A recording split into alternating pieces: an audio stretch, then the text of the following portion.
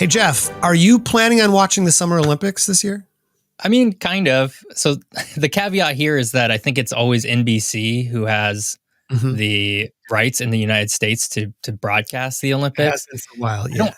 Yeah, they have it. I mean, for as long as I can remember, and I don't have cable television, and I'm not sure. I know they have like their Peacock streaming app. I'm not sure how much of this. How much? I don't know how much sports stuff their streaming app does. So maybe if it's on Peacock, their app, and I can like get like a month long thing for $10. Yeah, I'll Yeah, probably end up watching a lot of it, yeah, especially the soccer, right? The women's in particular, because U.S. women's are usually doing pretty solid in this tournament. very good But also the team. U.S. men's is in it this time for That's the right. first time in a while, so Yeah. it should be a lot of fun. Yeah, so soccer. So you're looking forward to soccer, it sounds like, more than anything else. Broadly, but I think the pageantry, like all the different sports, I think it's all very fun, right? Yeah. And this is so obviously we're talking a lot about Summer Olympics today, Winter Olympics as well. Like there's just a lot of like sports that I wouldn't normally watch that I will watch during the Olympics times because there's just a little extra. I don't know what it is. I can't really So put my finger on it, but there's a you're little not extra a something there. you're not a year-round curling fan, for example, probably. I'm not a year-round curling fan. But That when it is comes true. on, it looks pretty good, right? Yeah. Exactly. Yeah. And I've watched some for the last Winter Olympics. I watched some curling with some friends who are Canadian. And it was to be able to like experience curling with Canadians who really love the sport generally, to be able to experience with them was like a lot more fun than it probably would be if I was just watching a curling match at home on a random Right. whatever day. They bring the nuance, probably, right? They bring the nuance. They bring the joie de vie, you know? Right. Well, all right. I'm going to ask you one more question here because the Paris Olympics are coming up, right? 2024. As of this broadcast, they'll be in just a few days. The opening ceremony is on July 26th. There's a few events that start on July 24th. And the closing ceremony is August 11th. So it's, close to a couple of weeks, 2.5 weeks or something like that. Are there any sports that are not in the Olympics that you would like to see added to the Olympics? Well, I'm a millennial, and that means that my generation, along with the boomer generation, we've all glommed onto the sport better known as pickleball. Yeah, I thought that was going to come up, right? Yeah.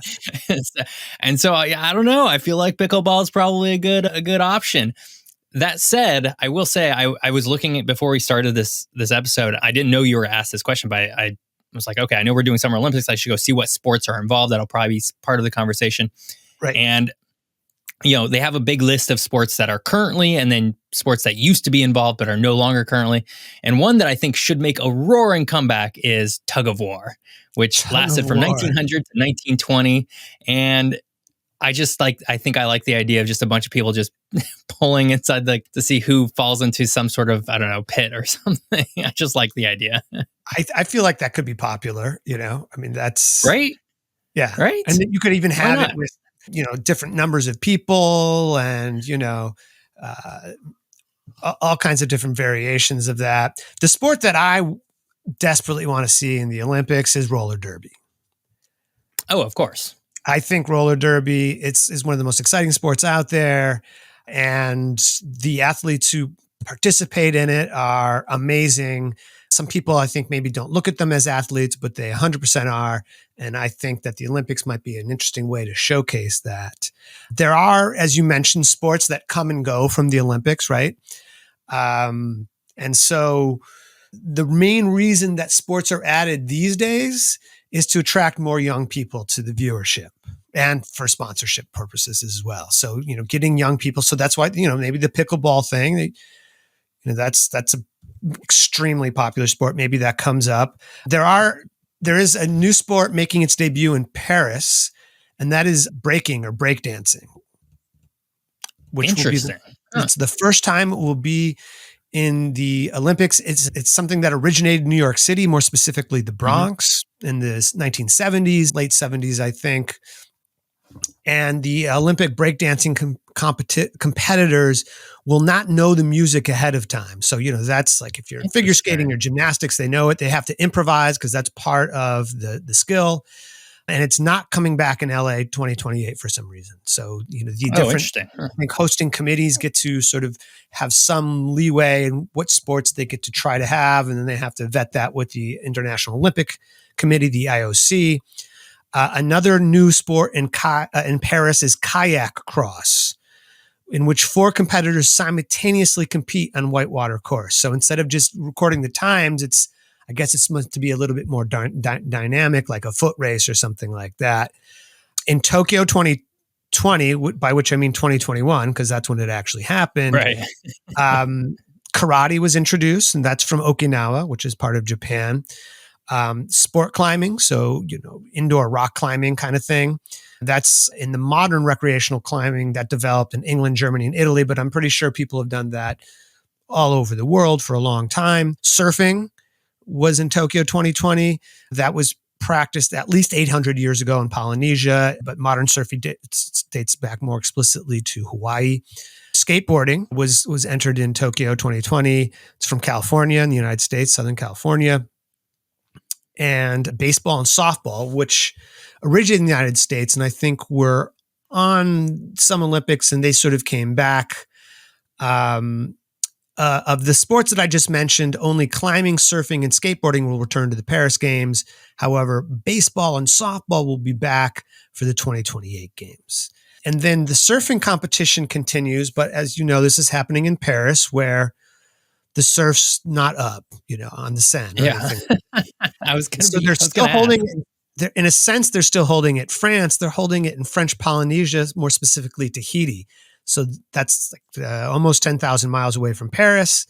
And so that's where the surfing competition for the 2024 Olympics will be. So some interesting geography there. And then also in Tokyo, men's and women's 3-on-3 basketball competitions were staged. And that's back in Paris as well. Going through all of these, so many different sort of conversation points that I want to have. I can't get them all. First question I have for you, is this the first time when there is this large of a gap between where like one aspect of one sport is being held away from the actual tournament itself? You would think I'm sure all this the has research happened, I did that I would have an answer for that. That would be correct. And I'm not, there's probably a precedent for this. Usually what you see is Olympic venues that are held a little outside of the city, for example, because you can't really have skiing competitions in a city. So they do it at a mountain nearby or something like that. But this might be one of the most far-flung Olympics. right? How could it not? In that regard. Yeah, it almost has to be. I'm not sure if there's another, acute listeners who know this will be like, wait a minute, you're missing this. But let's just say for now that it's got to be, if not the most extreme, the one of them for sure. Right. Well, a while back we did a whole episode on antipodes. Right. The idea that things that are directly across from each other on the islands or on the world. And I distinctly remember that the island chain, the Antipodes Islands, or as a listener corrected me or corrected us, it's the Antipodes. Okay.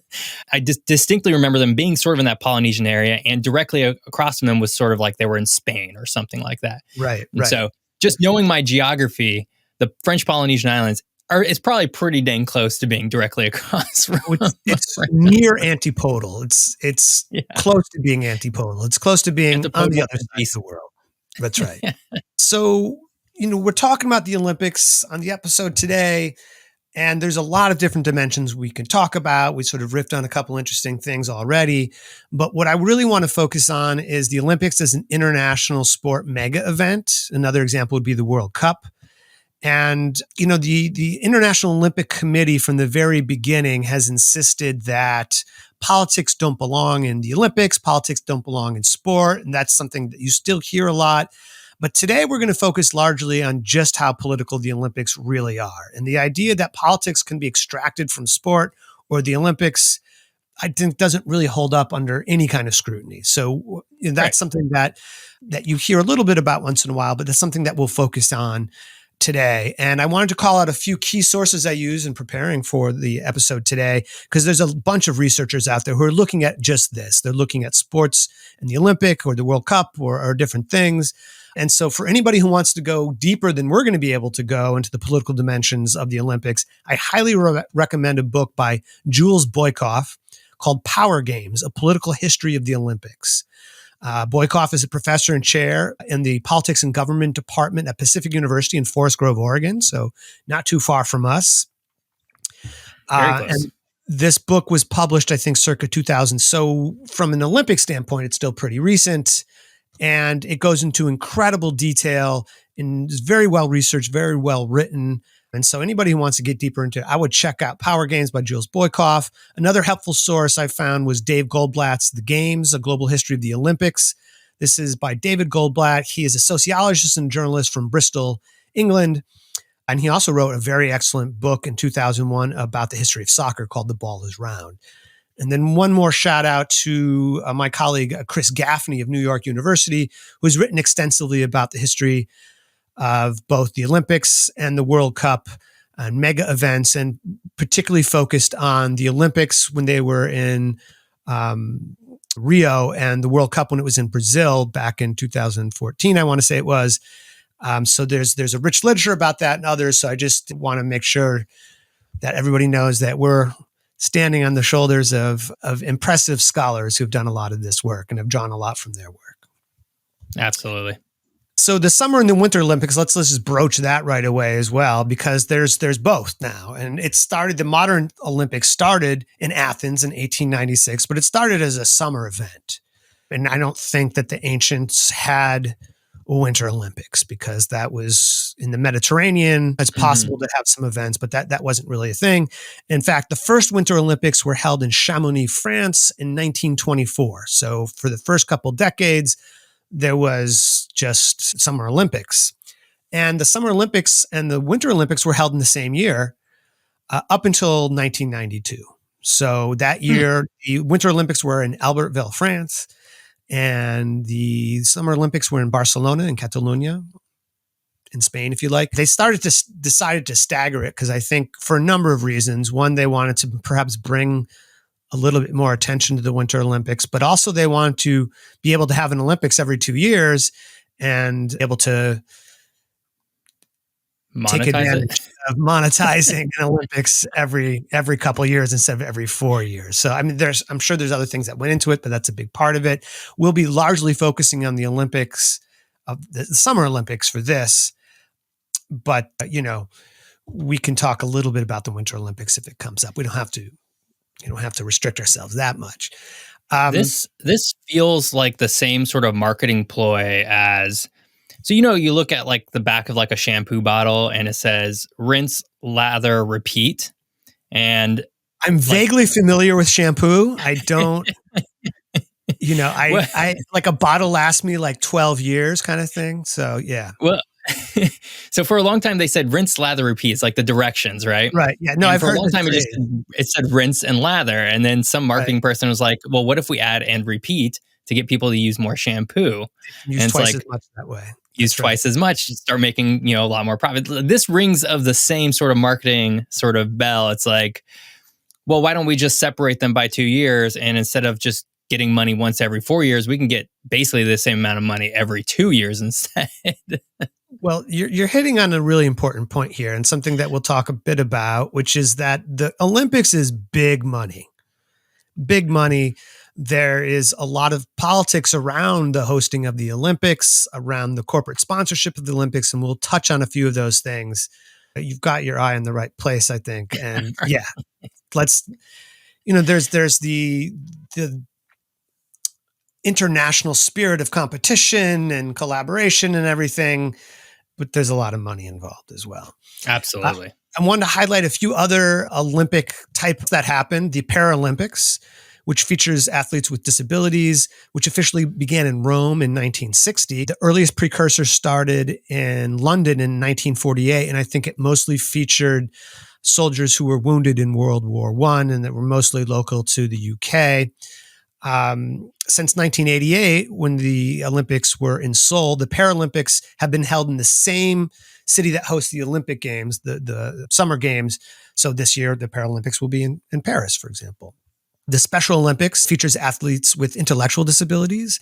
And although since 1992, these athletes have also taken part in the Paralympics as well. So there's a couple venues there for these athletes to compete.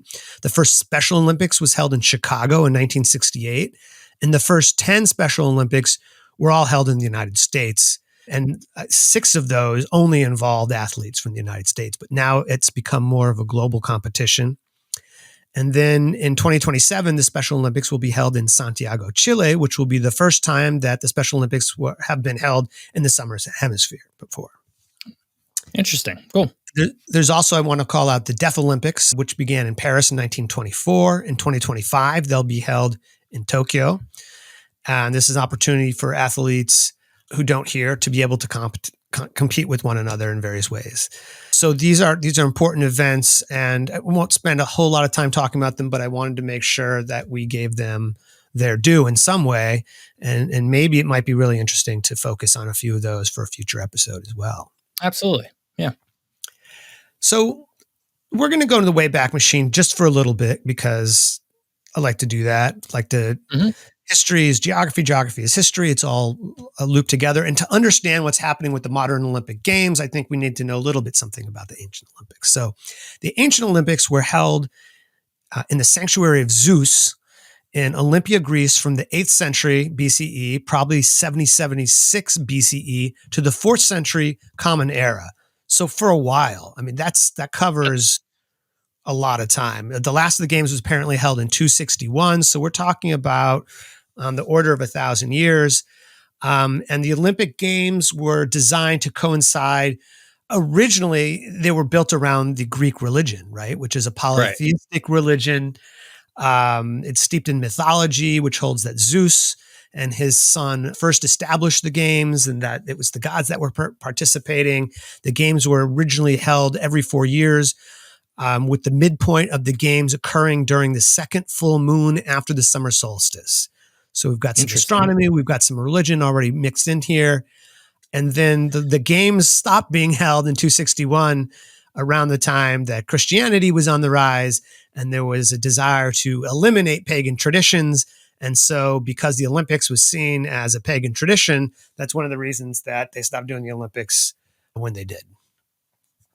And that must have coincided with the rise. Well, obviously, the Roman Empire was very much a thing at this point, but there's a certain inflection point where Rome tilts from sort of not necessarily the Greek pantheon of gods, but a similar sort of Greek pantheon of gods to Christianity with, I think, a single Roman emperor, and I can't remember his name, but I'm assuming this is sort of that point. This is that inflection point.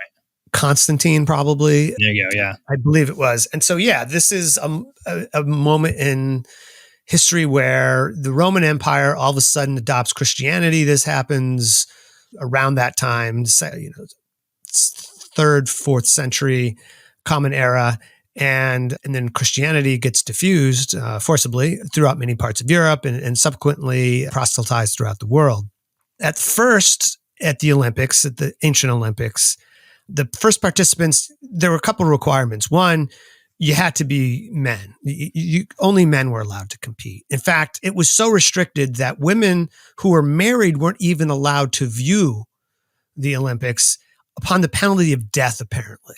So this was a pretty stark situation where only men were the competitors. Most of the viewers, the spectators were men as well. And initially that to be the sons of freeborn Greek parents as well. So there was sort of a bit of an aristocracy involved here. I think that this may have changed over time and more of what you might call the proletariat were allowed to participate.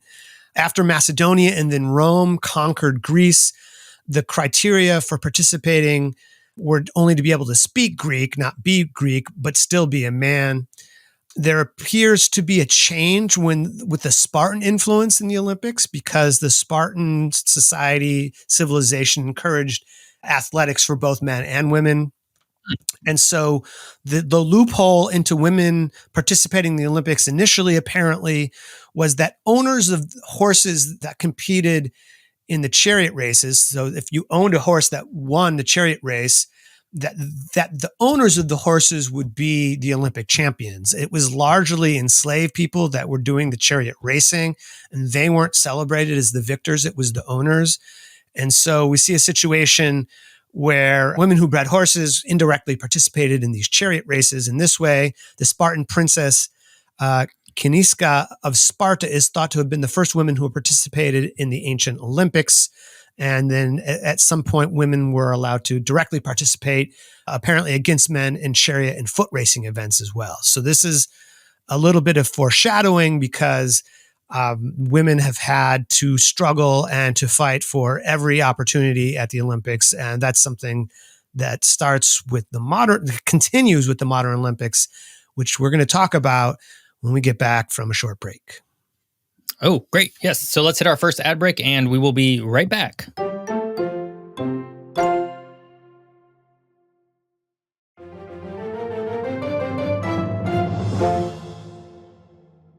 And we're back. It's the Geography is Everything podcast, and we're talking about geography as the Summer Olympics today. And we talked a little bit about the ancient Olympics, and so let's bring it forward to the modern Olympics. We're going to talk about the where, of course, the when, the why. There were several competitions that emulated the Olympics, which took place in 17th century England, late 18th century France, and 19th century Sweden, 19th century England, and then 19th century Greece as well. So these were all sort of leading up to what would become the modern Olympics. However, the official IOC histories trace the origin of the modern games to Athens in 1896, which featured athletes from 14 countries, and nearly 75% of the athletes were Greek, because travel was what continues to be expensive and continues to be a divider in who participates in some ways.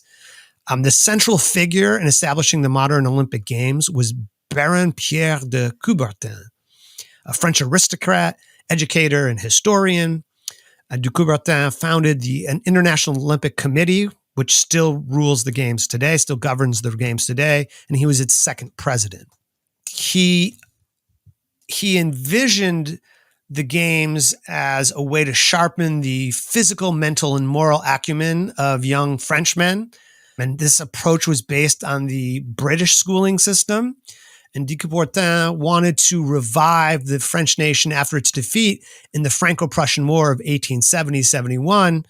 So that's a shout out to what the rumblings of what would devolve into World War I.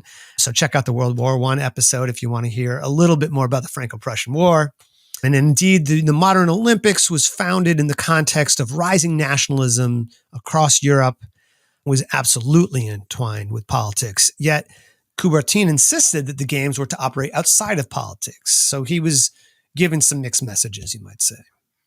You know, it's interesting as you're unfolding sort of the history of the modern day Olympics, that this event, which was, I guess, the very first modern one, was based in Greece, but right. It seems like it's still very much French, or like I see parallels with a lot of different things in history where it's like another outside entity that's coming in and sort of establishing an old tradition as if it was like, you know, I don't know what the right term for it is, but like this sort of almost like cultural, you know, colonization of sorts, right? Where they're like sort of taking this thing, right? Yeah. So you have this. I mean, there were other people who were involved in the initial Olympic movement. There was an individual from Great Britain who was from the UK who was really important.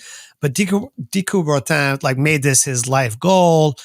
And I probably would have liked to hold the first Olympics in France, but I think to get enough international support for that, it was held in Athens as a way to harken back to the ancient games. And the first president, for that matter, was Greek, although he only served for like a few years, and then de Coubertin took over and was leader of the IOC for at least 20 years, I think. And so, you know, in order to get this thing off the ground, they held it in Athens, and it was kind of well received. There wasn't tons of participation. Like I said, it was 14 countries or something like that. Um, so the third Olympic Games, the second one was held in Paris, and the third one was held in St. Louis in the United States. Now, these games didn't gain much attraction, they didn't gain much notice, and were completely overshadowed by the World's Fairs that were held in those same cities in those same years. And so clearly we have to give a shout out to our World Fair episode, which was very interesting. And this was at a time, as we talked about then, that the World Fairs was were kind of a big deal at that time. It was way before it was when mass communication was only starting to crop up, and it was a way that cities were trying to forecast or project their grandeur across the world. So in 1900 in Paris, 1904 in St. Louis, the Olympics were kind of a sideshow to those world fairs. They didn't receive a whole lot of attention. And in this case of St. Louis, most of the athletes were from the United States and Canada. So in 1906, in order to sort of get them back on track a little bit, they decided to hold them in Athens again.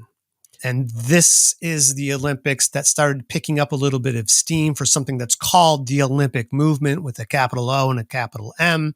And it's this sort of spirit of the Olympics idea, this idea of participating in sport almost as a surrogate for war.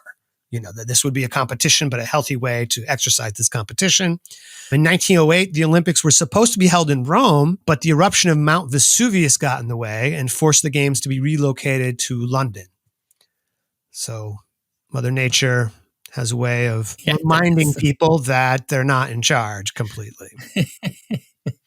It was in this 1908 Olympics, Jeff, that was held in London, that the marathon runners, and the marathon, I think, was the central event in the ancient Olympics. And it still holds a lot of prestige, but I think this was a big event in the ancient Olympics. But in 1908, in order for the runners to cross the finish line in front of the royal box at the stadium, they had to run an additional 285 yards.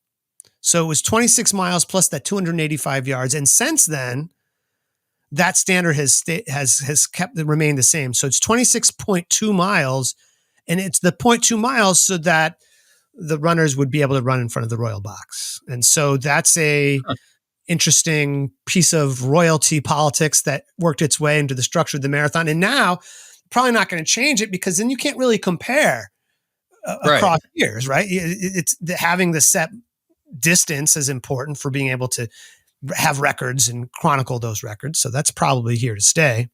As we mentioned before, from the beginning of the modern games, the cost of travel has privileged those from the most affluent countries in the world.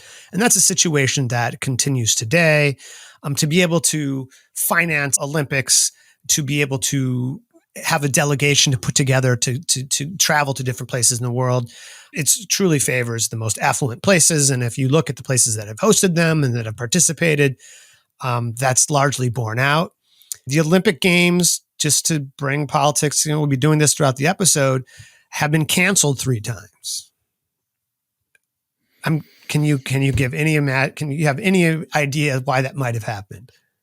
Well, if I want to hazard a guess, I'm going to go ahead and say World War I. I'm going to say World War II, and then I'm going to throw in, I don't know, but maybe the Great Depression. Well, you already nailed the two by saying the First and the Second World War, because the 1916 games were slated to be held in Berlin, and that was canceled because of World War I. And then the Olympics resumed in Antwerp in 1920. By the way, Germany, Austria, and Hungary were not invited by the Belgians to participate in that Olympics. What a big surprise, I would say. Right. So, that suggests that, the political aspect of war weighed pretty heavily on the situation. Russia didn't make it to the Olympics that year either, because there was a pretty big revolution that happened in 1917. And it took them a while to come to the Soviet Union to participate in the Olympics. But when they came back, they came with full force and were a major force in the Olympics.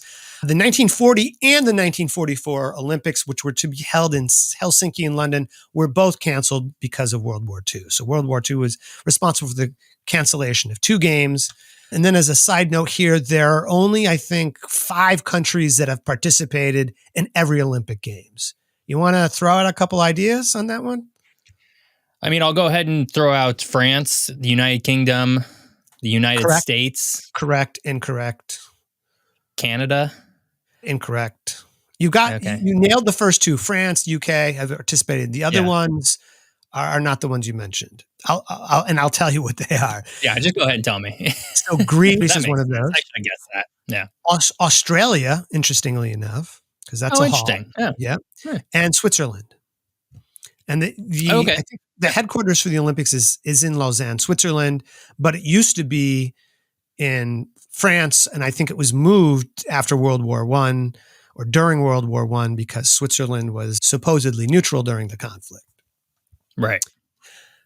So here's another aspect of politics that we should be talking about right off the bat, and that is relates to the sex of the competitor. It's like men and women competing in sports. And de Coubertin stated explicitly over and over again that women should not be competing in the games. He thought no one would be interested, and many early IOC officials supported this idea.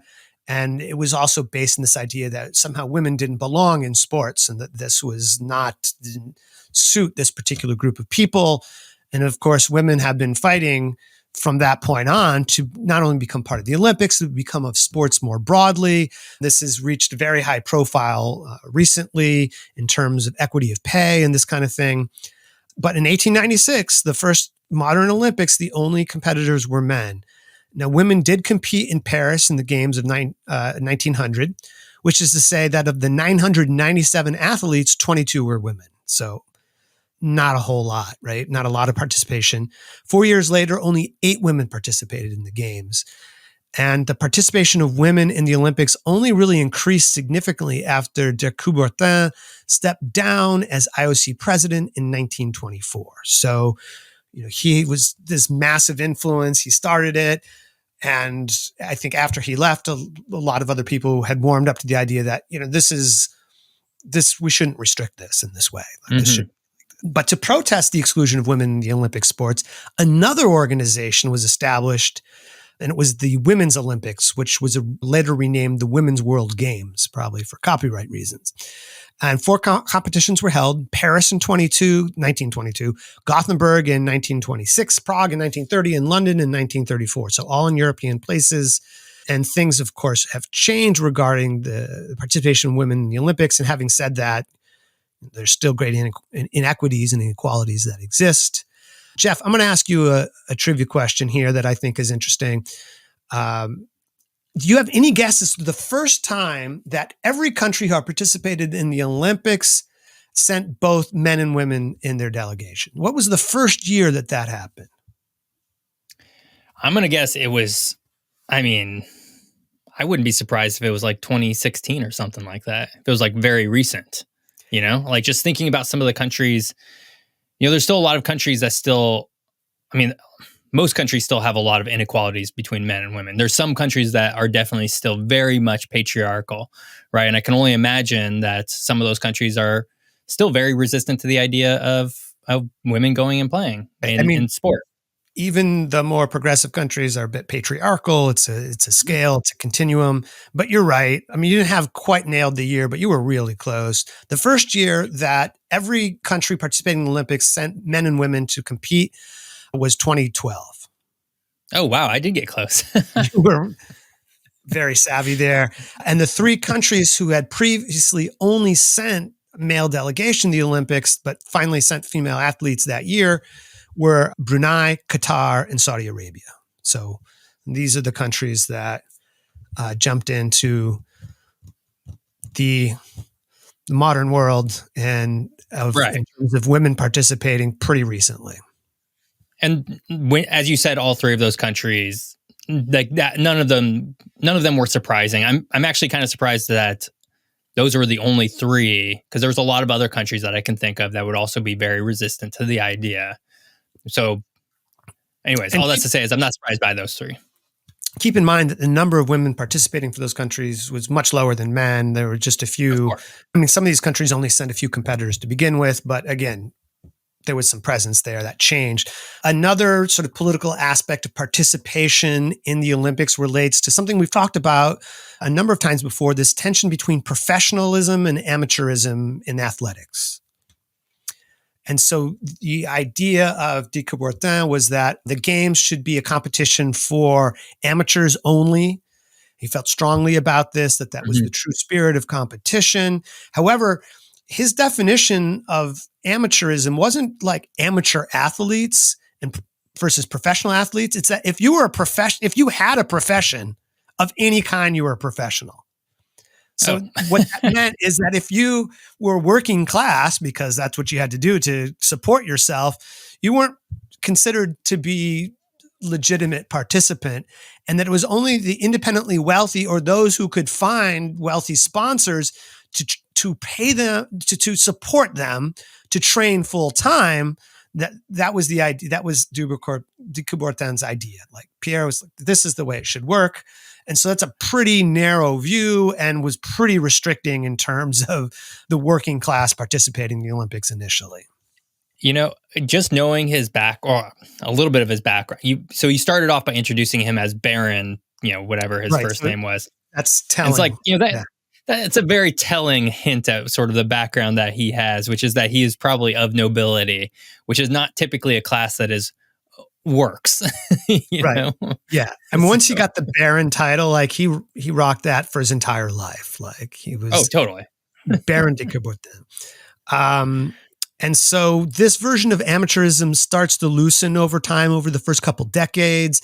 And around 1919, de Coubertin walks back the notion of excluding the working class, sort of revisionist. It's like, oh, I didn't really mean that. Of course we should Of have course. these athletes, but they can't be professional athletes. And the movement towards including professional athletes really changes gradually over time. But by the 1990s, there was a pretty big shift to professional athletes. And so, for example, we saw NBA players compete in the Right. 1992 Olympics, where we didn't see that before. It was college athletes. Having said that, the It was the Soviets, dream team. what's that? It was The the dream dream team. team. Right. Yeah. Yeah. Where, Magic Johnson, Michael Jordan, Larry Bird were all on the same team. They did quite well at the tournament, if I remember. Shocking. But I don't know if you remember that, to bring in a little bit of economic politics to this, that the Olympics were sponsored. Their outfitter was Reebok, and Michael Mhm. Jordan and a number of the other athletes had contracts with Nike. And so there was Mhm. this big debate about whether they could wear, their warm-up suits, which had the Reebok logo. And so what they did is they unzipped the jackets, and so you couldn't really see the logo. And Michael Jordan and a number of them pinned U.S. flags to the uniform, so there was no chance of showing that affiliation Wow.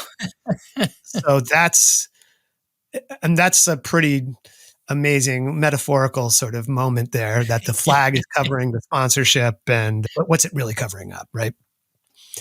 Let's talk a little bit about host cities, okay? Because that's another big aspect of the Olympics, Huge. and politics involved in hosting the Olympics is extreme. Remember, it's cities that host the Olympics and countries that host the World Cup. So that's the difference there. There has been a lot of prestige associated with hosting the Olympic Games. There is the promise of economic development, of urban development, of international exposure, international reputation, and the desire for politicians and organizers to establish legacies. These are all reasons for wanting to host the Olympic Games. But there are many issues associated with hosting the Olympics, and we quickly will get into sort of the darker side of sport, politics, and economics when we talk about that. Now, the competition to host the Olympics used to be, and still is to some degree, extremely fierce. So you'd have, sometimes I think it would be 5 candidates from different continents, different parts of the world that would be bidding to host the Olympics, and the International Olympic Committee would visit each of these cities and vet the plans. And what started happening is that the people who were bidding for the Olympics started gifting things to the International Olympic Committee. That's one way of putting it. Another way of putting it is that they were bribing them. And this became a pretty well-known practice, well documented, where money, travel, scholarships for members' children's, extreme wining and dining, all these kinds of things were bestowed upon IOC members, ostensibly in exchange for votes. One of the Olympics that's pretty notorious for this was the 2002 Winter Olympic Games in Salt Lake City, which was uncovered that was riddled by all these kinds of gifting or bribes that went on. And of course, it's not the only one that had that. Financing the Olympic Games is also the responsibility of the host cities, and then by extension, perhaps the countries as well, in which the cities are located. It's not the responsibility of the IOC, just like FIFA and global soccer, to pay for these things. They get the money for this, right? That they're paid for bestowing the right to host these things. And increasingly, corporations have been involved in financing the Olympics, although corporations have been involved for a long time. But generally, it's public funds, taxpayer money, that ultimately is used to guarantee the cost of the Olympics. And the cost of the Olympics, I think, almost in every case has gone over budget, and not by a little. It's gone way over budget. So, you selling it to the people of your city and to saying, hey, this will cost us this much, but we're going to get this much in return. And those budgets get busted immediately for the venues and the infrastructure and all the different things that go into hosting the Olympics. So overrun budgets are super commonplace. And as a result, fewer and fewer countries are actually seeking to host the games because that's becoming pretty well known, I think. Yeah, I mean, it's one of those things where, in a lot of ways, similar to the World Cup, where the IOC has this event that has been long sought after for a long time. They built up this thing to being like this premier event, and then all of a sudden became a commodity that they could then sell. And so then they would go and pitch it to a bunch of different places, or a bunch of places would say, "Hey, it's our turn. We want to have it here in, the Barcelona, and we want to have it over here in LA, and we want to have it down here in Buenos Aires." I don't know if any of these have all competed, directly with each other, but it becomes this thing where it's like, now all of a sudden the IOC can say, well, this looks like a really nice stadium, LA, but Barcelona is going to build a whole brand new one, and we think that'll look better. Right. Yeah. So they get to play. I mean, it's this huge competition, and they're visiting city and city. And it's like, so what do you got? What are you going to do? I have to raise this, that did you know that Portland, Oregon bid for the Summer Olympics, for the 1968 Summer Olympics? No, I had no idea. I'd never heard that. They attempted, what they attempted to do was get the U.S. nomination. So each country can only nominate one city, the countries that want to participate. And so Portland was vying with a number of other cities, including Detroit, which won the U.S. nomination for 1968, which was ultimately held in Mexico City. So that Detroit didn't win. Portland didn't get it. Portland was going to feature all these water events in the Willamette River, which in the 1960s was heavily polluted. No. And Banis and I, we uncovered some pamphlets that related to the bid that was made for Portland to join the Olympics. And there were two things that were lauded as like would be perfect for the Olympics, that we're building lots of highways all over the place. Many of those subsequently didn't get built. Some of them did. And that we have this amazing outdoor mall called the Lloyd Center that people will absolutely want to visit. And that will be a huge attraction. So maybe not super shocking that Portland didn't get that bid. No, probably not. Did you really not know? I thought that you knew all about this. Yeah, maybe I had heard something about. I remember there was like a time when Portland was going to build a brand new, like really large stadium, like an NFL sized stadium at the time, and maybe that was also wrapped up into this Olympic bid. I have no idea. I think that's what sort of where my mind goes in sort of like these big sporting events. But also, I think a lot about sort of when Portland was going for like a World's Fair, right? And obviously they got the Lewis and Clark expedition, but they didn't get the whatever. The whole episode. Go listen to it, right? Yeah, I mean it was a World's Fair, but it didn't get listed as an official one. So so there's a lot of competition, but there's a lot of costs associated with that, and there are a lot of critics who suggest, hey, you're spending all this money on the Olympics. Can you think of any other way to spend that money? How about housing, education, healthcare, transportation, other aspects of well-being? So, that's part of the debate there. And of course, the Olympics, I think, would counter is like, well, we're actually raising awareness for these kinds of things. And that's turns out to be highly debatable. There's an enormous amount of displacement that happens associated with the Olympics. So parts of cities that are renovated, revitalized, so to speak, that often involves displacing many tens of thousands or sometimes even more people. And that happens with the World Cup as well. There's a lot of debt that's incurred by cities and countries involved in hosting the Olympics that can take decades to pay off. So this is all kinds of economists, Andrew Zimbalist and others, who have argued that this is not going to pan out for cities from an economic standpoint. That's just, it generally doesn't do that. There are a couple exceptions sort of to that, though, which is that the 1984 Olympics in Los Angeles did pretty well financially. They used a lot of older venues and amped up the corporate sponsorship. So Peter Uberroth, who was behind that, that's seen as a very successful Olympics. And then the Barcelona Olympics of 1992 are seen as kind of an important model. And there were a lot of renovations to the waterfront and changes to the urban infrastructure that were sort of planned ahead of time. But once the Olympics were awarded to Barcelona, I think 88, then that sort of became amplified and Barcelona completely transformed. And it's one of the most touristed cities in the world today, which they're not loving. They've gone far in the other direction. But the Olympics sort of marked that city as this global city. And I think a lot of other cities are hoping to get that kind of Barcelona effect from hosting. There's increased control and militarization at times of public space. This happens all over the place. Beijing and in Rio were like sort of famous examples of this. There's the corruption of the IOC, which takes many forms, some of which we've talked about. The missed opportunities to improve the lives of many in deference to the enrichment of the few, right? So it's the poor aren't benefiting from this generally. The middle class aren't necessarily benefiting from this. It's like a small group. And there's a real stark geography to where the Olympic Games have ever been held. I think only 2 of them have ever been held in the Southern Hemisphere, for example. Mm-hmm. So one of them is Sydney, and I believe the other one is Buenos Aires, but maybe I don't have that correct. I should know this because I have a list right in front of me. There is going to be one in Brisbane, Australia in 2032. So that's coming up. The overwhelming majority of them have been held in Europe, the United States, and Canada have hosted a bunch. The last one that's been hosted in North America, however, was in 2010. That was in Vancouver. And there are some cities that have hosted it multiple times. So, for example, let's see, do I have that in front of me?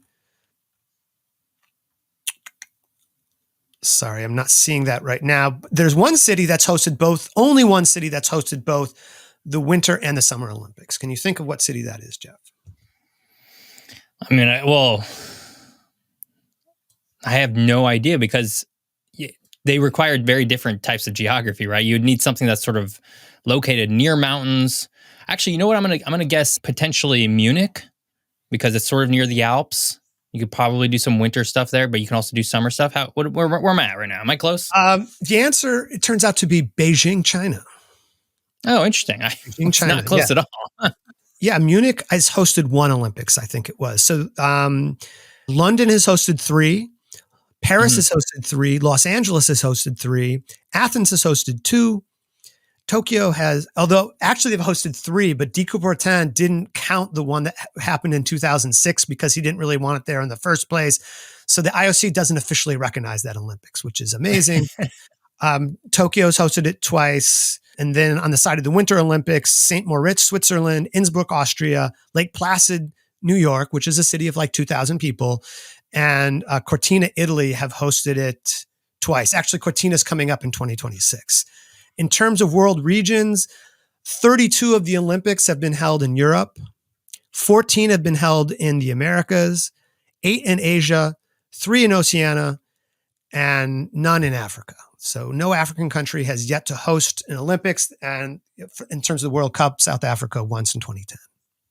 Right. So which is a stark not surprising. Yeah, both not surprising. And also, I think points to the I guess the unfairness of the IOC, right? Because it's supposed to be this global event. It's supposed to be, and it does represent people from all over the world, but it's supposed to also go around and allow people to engage in the games, just people who aren't athletes. And yet there's a whole region of the world, Africa, and all of the many countries that are a part of it that have never been able to have that direct experience and be Right. able to put their own spin, their own culture into it, whichever country it might be, right? So Right. it's like, I don't know. So on the one It's side, not yeah, surprising. at the Yeah. one side, this is an entire continent that's been left out. Mhm. On the other hand, they haven't had, they would like the choice, I think, but based on how it's panned out for some cities to host the Olympics, some leaders in Africa might be thinking maybe this is not something we want to do. Yeah. Maybe we don't want to bring this on. But there have been bids from, I think, Morocco and maybe Algeria. I'm not sure if Egypt has bid before, but there have been bids before. But this is something that hasn't happened yet. And the ones that are coming up are not slated to happen in Africa either. We have, let's see, what's coming up. I mentioned that Brisbane, Australia in 2032 for the Summer Olympics. Los Angeles is hosting it again in 2028. And for the Summer Olympics, Milan and Cortina are hosting, that's in Italy, 2026. And I guess they're about to decide in the next couple Winter Olympics. Apparently, the front runner for one of them is Salt Lake City, which has hosted it before. And then the French Alps look like they're going to get another one as well. So that might be determined like coming up like this week or something like that. Oh, wow.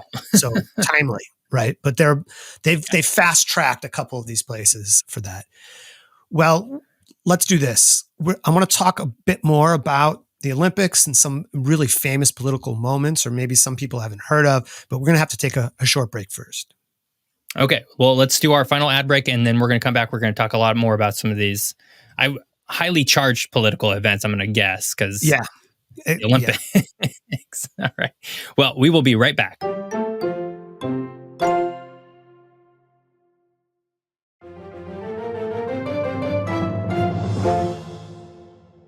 And we're back. It's Jeff and Hunter. We are the hosts of the Geography is Everything podcast. We're talking about geography is the Summer Olympics, and we've talked a lot about different aspects of the Olympics and hosting them and some of the competition and politics that go on.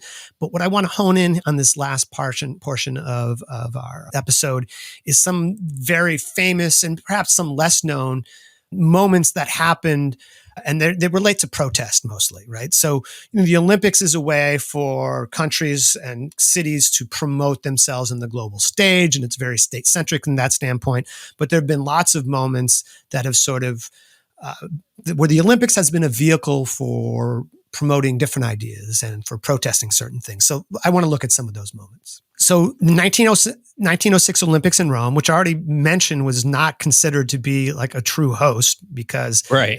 the IOC doesn't list that as one. In 1906, there was an Irish track athlete named Peter O'Connor, and he and several other Irish participants were forced to participate as part of the United Kingdom delegation because they were part of the United Kingdom. At that point, it would be another 15 years or something like that before there was a war of independence from UK and the Republic of Ireland would become independent. So to protest this, at the medal ceremony, O'Connor climbed up what was said to be a 20-foot flagpole that bore the Union Jack. And he hung up there and he unfurled a green flag emblazoned with a gold harp and the words Erin go Bragh, which is Ireland forever. So this is one of the first modern Olympics, and this is a pretty strong moment of protest from somebody who won a medal. We have a gold medal winner. There's somebody on the ground who was also waving a similar flag to sort of deter people from trying to get him down. And I have not heard a lot about this particular instance, but this is very interesting to me. It's interesting because as you're talking about this aspect of the Irish athletes being forced to play with the UK delegation, it sort of reminds me of sort of the differences between the Olympics and the World Cup a little bit, because in the Olympics it's a UK delegation, right, which would comprise Northern Ireland, Scotland, Wales, and England. But if you look over to the World Cup, each of those places have their own teams within the World Cup. They're recognized as independent by right? FIFA. Exactly. Yeah. Right. Yeah. And so it's interesting.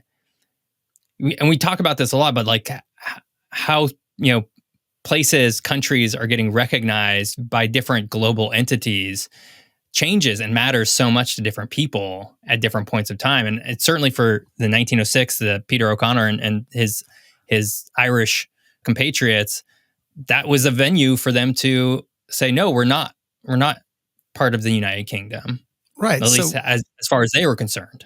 in face of the nationalism of the UK, they're pushing back against state and colonial power, because this was a colonial Mhm. power in Ireland, and brought a lot of international attention to Irish nationalism.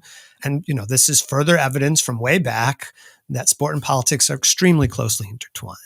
Let's jump ahead to Berlin, 1936. So Oh boy.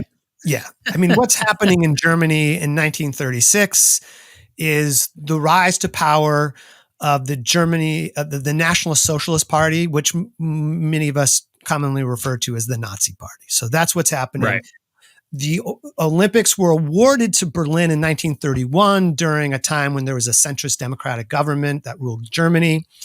But once the Nazi Party took over, there was a lot of consternation and international debate about, well, should we still have these games in Berlin, considering what's going on in Germany at this time? Is this something that we can do? And ultimately, the decision was taken to have them in Berlin. And the Nazi Party was attempting, as countries do, to use the games to improve the international reputation and promote their country. In this case, they're trying to promote the idea of German supremacy, Aryan supremacy, right? This is what they're using the games to do. And there were some new traditions that are well known, but that were just initiated for the 1936 games. So the torch relay, which begins atop Mount Olympus and culminates when the Olympic cauldron is illuminated in the main stadium of the host city. This began in the 1936 games in Berlin. Wow, I did not know that. That's Yeah, a really big part of like the Olympic ceremony leading up to the games. Yeah. So that sheds a really different light on the origin of this tradition, which is, supposed to be associated with cooperation and communal activity. That was something that really wasn't initiated for that reason, it turns out. Now, so Germany did well in the Olympics that year. They did well in the medal count, but there were a couple high-profile track and field victories that struck blows against the racist ideology of the Nazi Party. And one of them was Ibolia Sask, a Jewish woman from Hungary who took the gold women's high jump event. So this would, good for her. the whole thing was to prove the supremacy of another group of people. And here's an individual who is a track star from years before who wins this and suggests, hey, that you don't have this right, it turns out. The other, which is probably more well known in the United States, was a very famous athlete named Jesse Owens, who is an African American who won 4 gold medals and broke several Olympic and world records in the 1936 Olympics.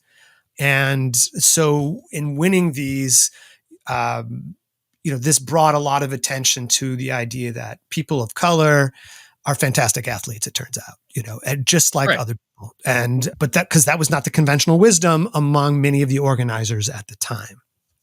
Oh, absolutely. Yeah. I mean, I'm assuming these were, in a lot of ways, this is like blows probably against the Nazi Party in general, right? Because they probably had athletes competing against Jesse Owens and Imbolia, and yeah, they were probably, pretty upset by that. Right. And all This I was can not say is the great. results they were looking for, right? Yeah. Yeah.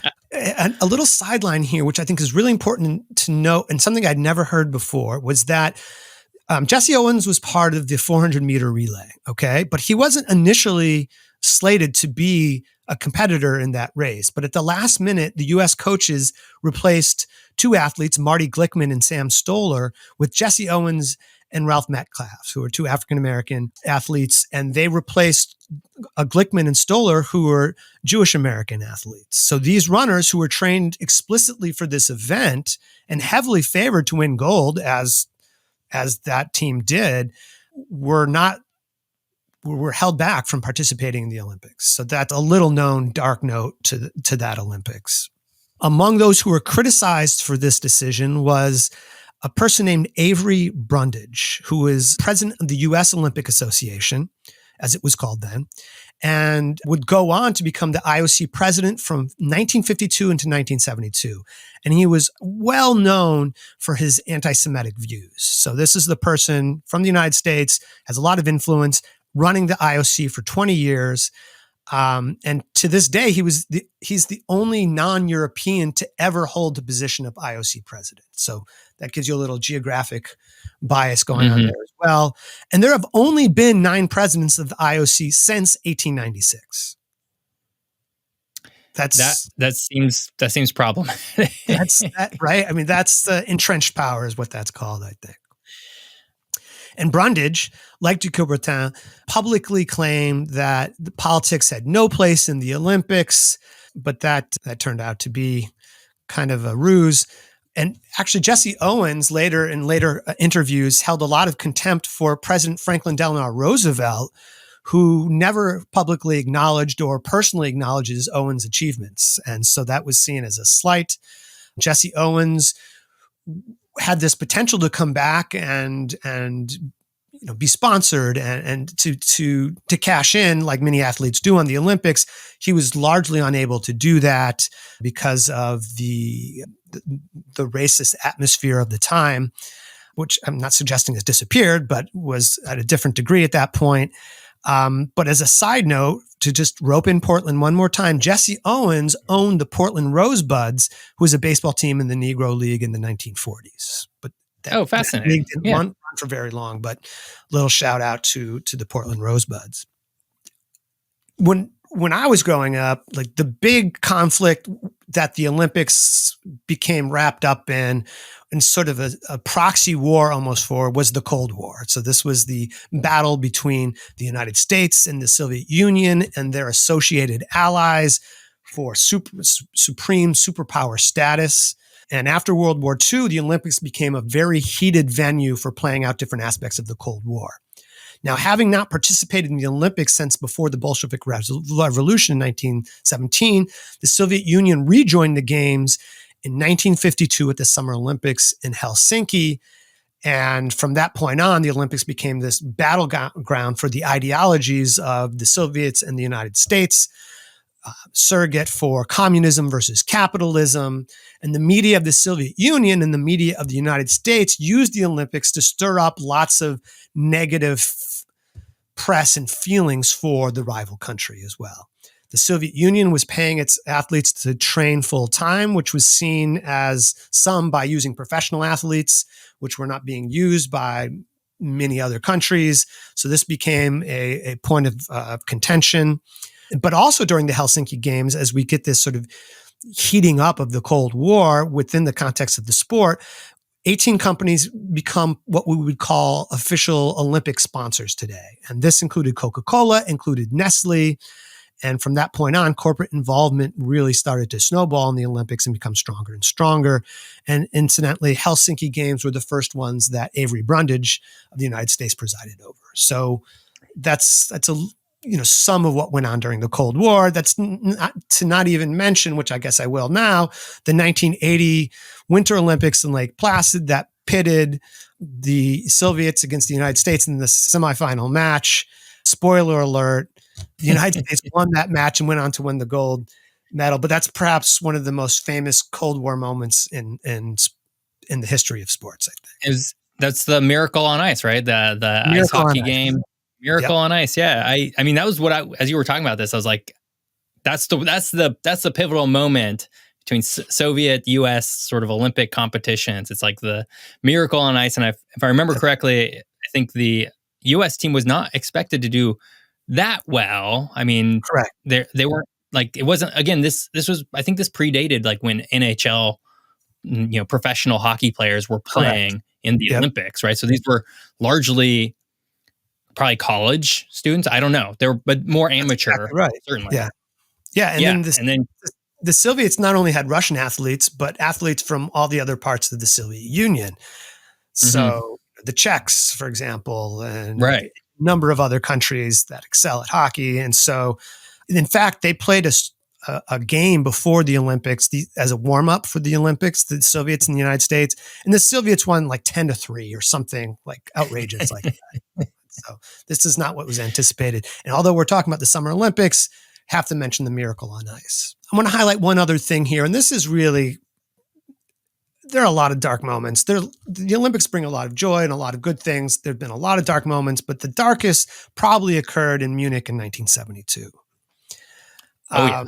And I think you probably know where I'm going with this. And so I, in 1972, there was a militant Palestinian group called the Black September Organization that took 11 members of the Israeli Olympic team, including both athletes and officials, hostage. And this happened in the Olympic Village. And in the taking of the hostages, 2 Israelis were killed during the initial takeover. And so there was what to do about this. And the Israeli government says, we don't negotiate with terrorists. That's not something that we're going to do. But then it sort of fell to the IOC and to the German authorities to try to figure out what to do with this. And the terrorists wanted a plane to fly out of Berlin with their hostages. And so that was arranged. But at the same time, German government and the local government of Munich were organizing a rescue attempt to try to liberate the hostages. It went terribly wrong. And a shooting and battle broke out. And the remaining 9 hostages were all killed, along with a German police officer and 5 of the 8 Black September militants during this incident. So this happens in the context of the Olympics. What the Olympics are happening, it is now referred to as the Munich massacre. And the decision had to be made, well, are we going to still continue having the Olympics or not? right. This is a devastating moment in the history of sports. And I mean, you almost ask yourself, how could this go on? How could this go on at this point? And Brundage made the decision to delay the games by a day, but to continue with the rest of the Olympic program. And he received quite a lot of criticism for this. Some delegations left. Some delegations we can't possibly participate in this at this point. Right. Obviously, the rest of the Israeli delegation left, and other countries. Some athletes were like, I can't do this right now. I can't be a part of this Olympics because we can't deny what happened, right? Well, and it's also like, I've never been in an Olympic village before. I'm not an Olympic athlete. I've never experienced that kind of thing. But based on sort of like what I can tell, it's a lot of like they're intermingling a lot, right? They're not just inside their own little pods, just hanging out with each other. True. Sometimes there's some separation going on depending on where it's held. But yeah, the spirit is that athletes from different countries come together and they meet in common spaces and they have this exchange. And so you have to imagine that these athletes probably interacted with a lot of other athletes, became friends even, right? So you can totally, a runner from Japan probably is, this is totally, I don't know if this actually happened, but I can see this like a runner from Japan saying like, I'm no longer in an emotional or mental capacity to compete because somebody that I knew and I've met and I've interacted with is now no longer here, right? And concern for one's own safety as well, right? Of course. Also that, yeah.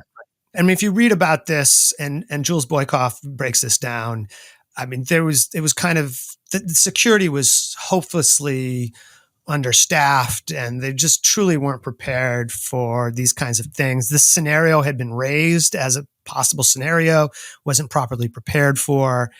And then I want to mention one more moment of Olympic terrorist activity, which happened in 1996 in Atlanta in the United States, where a bomb was set off by a U.S. citizen at the Olympic Park, which killed 2 people and wounded over 100 others. And so, interesting.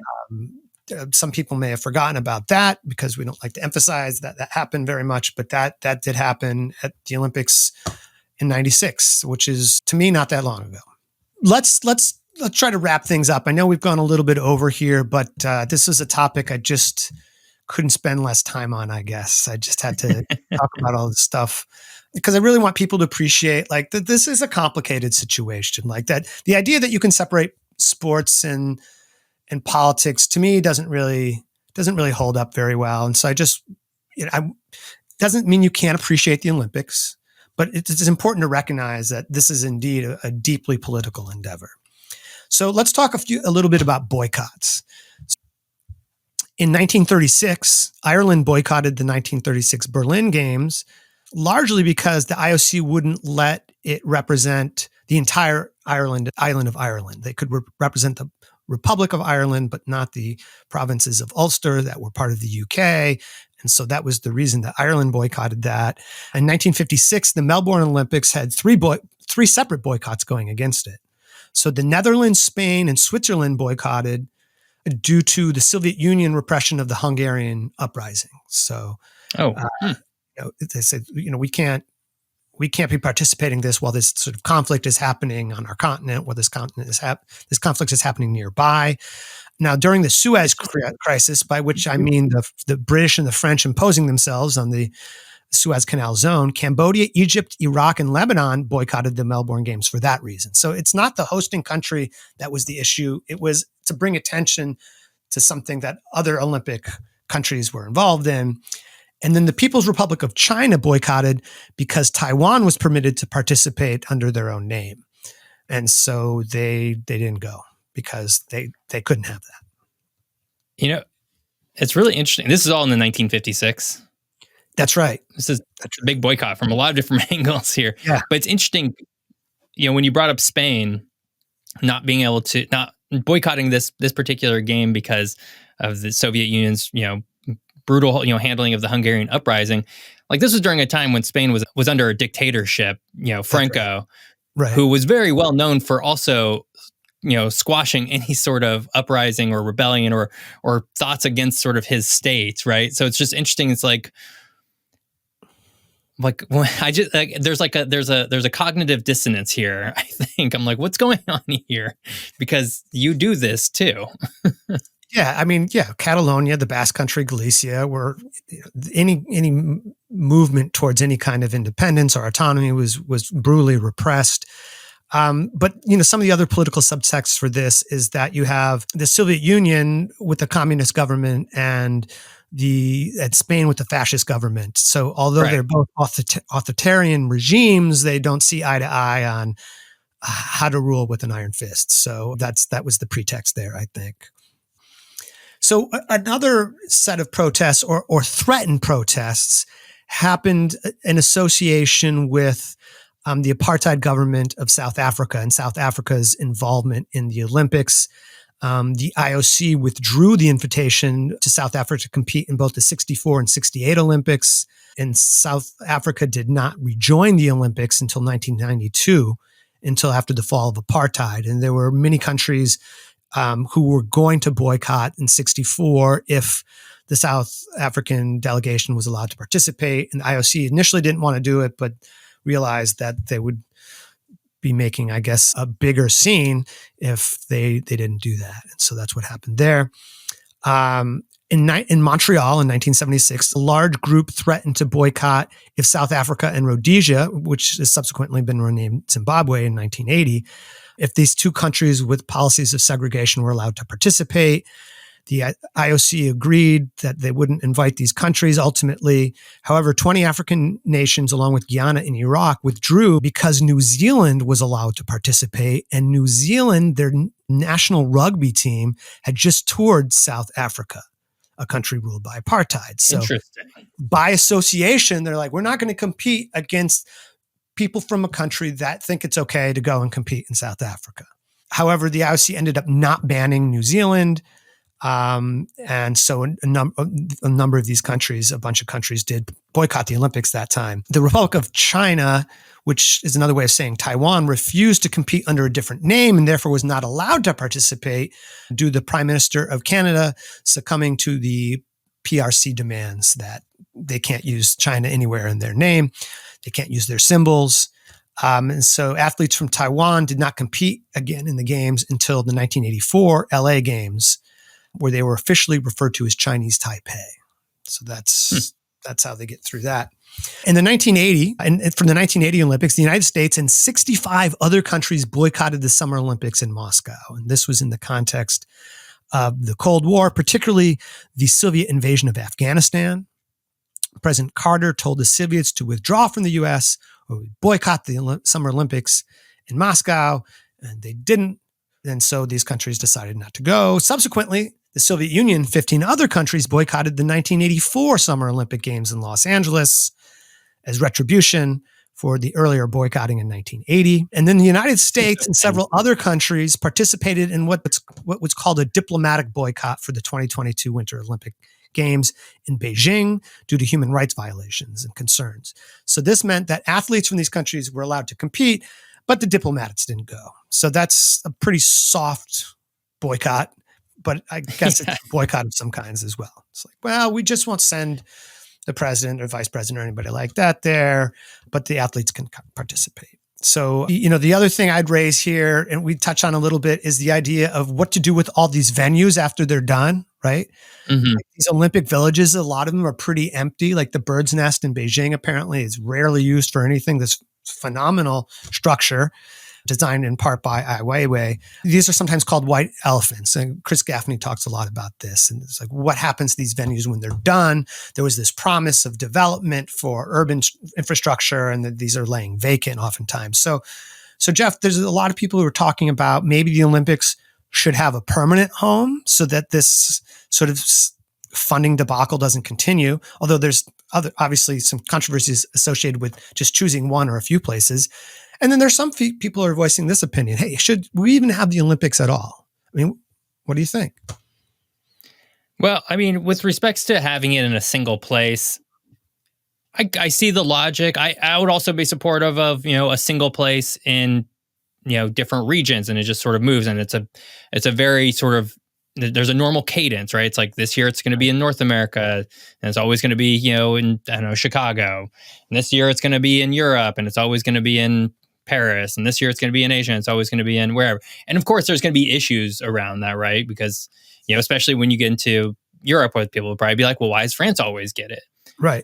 But it also seems like maybe it's just less problematic, and they don't need to build everything. And maybe countries and cities are no longer that interested in spending all of this money to prop up this tournament that they don't actually get all that much benefit from. I mean, of course, there are visitors who come in for a short period, and that probably gives you a little boost to your overall economy.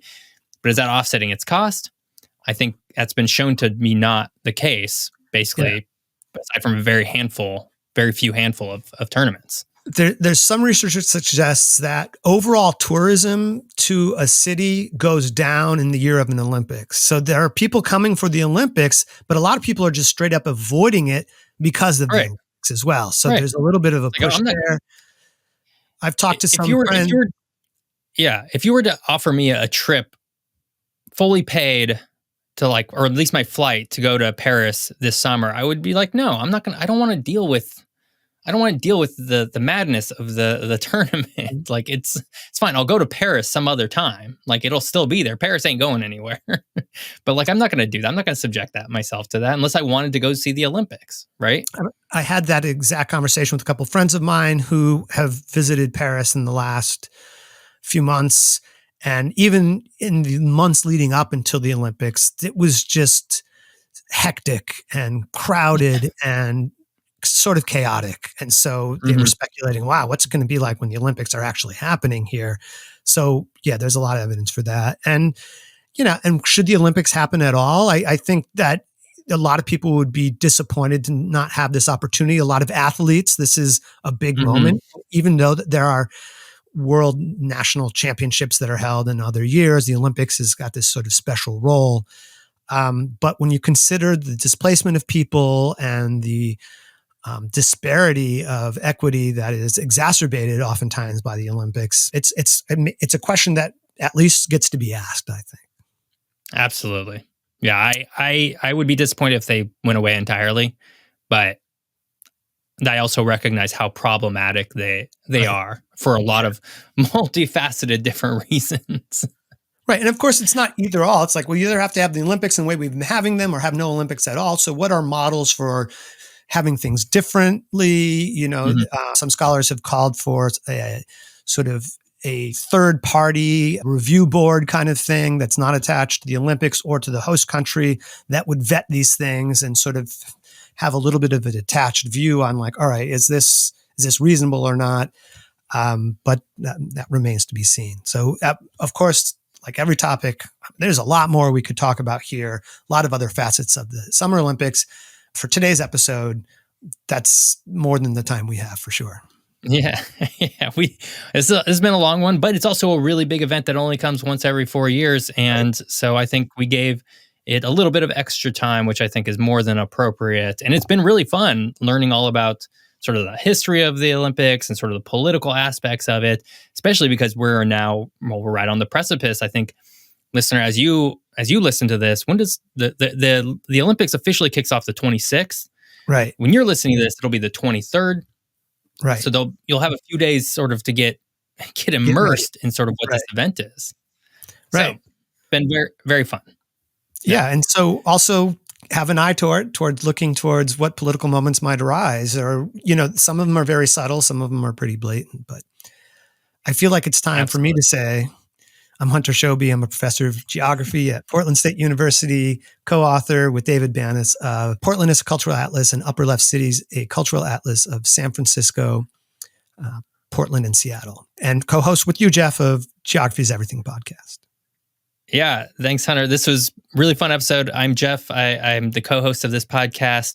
You can also find me over on YouTube. That's youtube.com/geography by Jeff. And I have a new podcast that also lives over there on that channel. If you want to come listen to me, I have a guest on from different places around the world, and we just sort of talk about some geography and visitor information, all that kind of stuff. It's pretty fun. It actually just came out. Well, as you're listening to this, the first episode was out last week. The next episode will be out tomorrow, Wednesday, the 24th. There you go. Check it out. Go check that out. Go check it out. Yeah, so tomorrow's episode is going to be all about Quebec. I just interviewed our friend Trevor Churleen, who we interviewed all about the moon. Nice. I invited him back on because I was like, you were really fun to talk with. Let's talk about Quebec. So nice. You talked to him twice. Yeah. Exactly. Yeah. Yeah. And I was like, Hunter, at some point we should have you on, or I should have you on to that podcast, and we'll just talk all about Connecticut. Okay. Right. That's a limited target audience there. We might have to throw it open to New England, but yeah, I'm totally on board with that. Absolutely. It should be fun regardless. Then I guest host and ask you about California. There you go. Well, I think I know more about Oregon at this point. Okay, right. Well, but anyways, go check that out. Around the World. It just lives on the YouTube channel. I think it's also on podcast apps.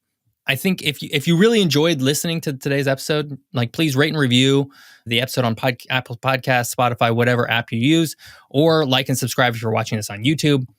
All really great things for us. And of course, you're always welcome to go over to Substack, geographyiseverything.substack.com, to get even more geography from us, particularly this podcast sent directly to your email box.